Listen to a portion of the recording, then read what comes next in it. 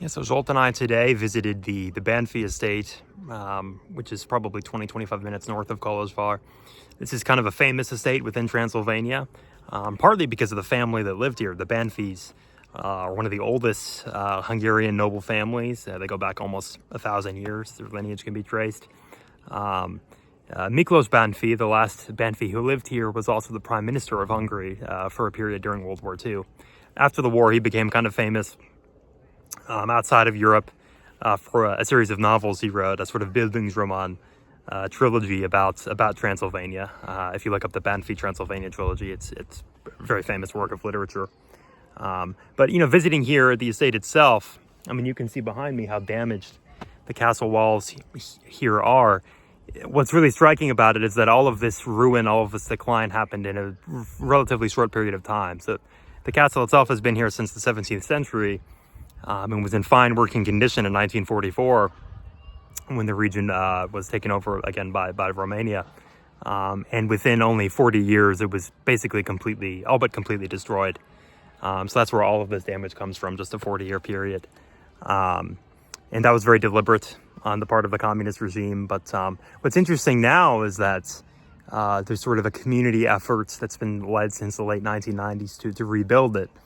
And it's proceeding slowly but surely. What's interesting is you have some craftsmen from Western Europe and other regions of the world who want to learn restoration, and they come here to actually work, and you know, they learn how to do the bricklaying and the plaster in an authentic way, because there really aren't that many properties in Western Europe where you can still do this.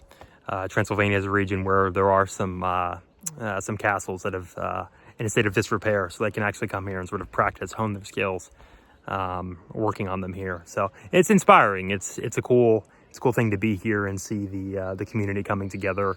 You know, they support it financially, but also local students come from the university to work on the building, and art students work on restoring some of the plasters and the decorations.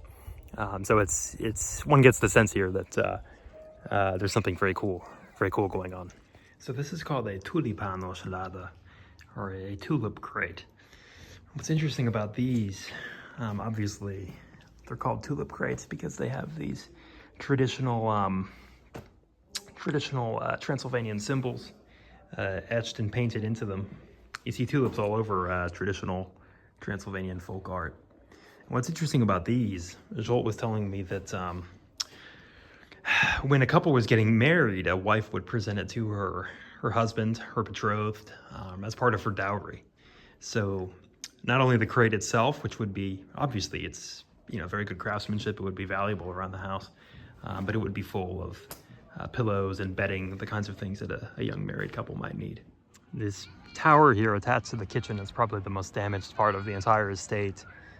You can see that they've had to erect this sort of temporary structure to keep it from separating from the main building. So that will probably be the last part of the restoration, is restoring the tower here attached to the kitchen. So this here is the back end of the main residence that the Bánffy family would have stayed in. Obviously very damaged from years of neglect, but you can tell that there used to be a very beautiful facade here.